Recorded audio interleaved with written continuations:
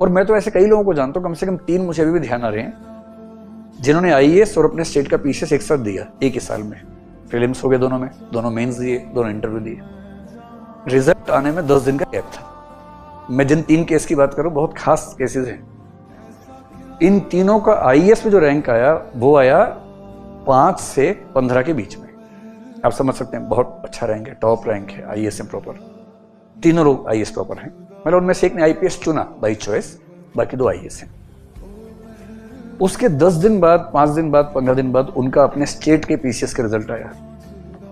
उन 3 में से एक का पीसीएस में हुआ ही नहीं और 2 का हुआ, और रैंक क्या आया 200 से 250 के बीच में।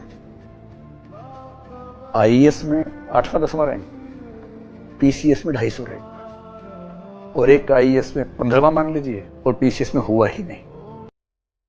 तो ये सोचना कि पीसीएस बहुत आसान है, आईएएस बहुत मुश्किल है, कहने कहने की बातें हैं। कुछ लोगों की पर्सनैलिटी आईएएस की तैयारी से मैच करती है। जैसे अगर आप लोग ज्यादा कंसेप्चुअल सोचते हैं, ज्यादा एनालिटिकल हैं, विश्लेषण अच्छा है, गहराई अच्छी है, रटने वाला काम कम करते हैं, सोचने वाला ज्यादा करते हैं, तो आप आईएएस वाली साइड के लिए बेहतर हैं। अगर आप उतना सोचने में यकीन नहीं रखते हैं, उतना नहीं सोच पाते हैं, गहराई में मुश्किल लगता है आपको लगता है कि मैं याद कर लूं, मुझसे तो ये पूछो कि कितनी जून 1900 ईस्वी को बिरसा मुंडा जी का देहांत हुआ था, वो मुझे रटा हुआ है। तो मैं तोता हूं और मुझे हर चीज याद है। आप पूछो किस देश की राजधानी बतानी है, किस देश की मुद्रा बतानी है, सब रटा हुआ है मुझे। तो जिनको याद करने में ज्यादा रुचि है, तथ्यों में ज्यादा रुचि है, विचार विश्लेषण, चिंतन मनन, गहराई में कम रुचि है, उनके लिए पीसीएस ज्यादा सूट करता है। तो आप में से कुछ लोगों के लिए आईएएस ज्यादा आसान होगा, कुछ के लिए पीसीएस ज्यादा आसान होगा।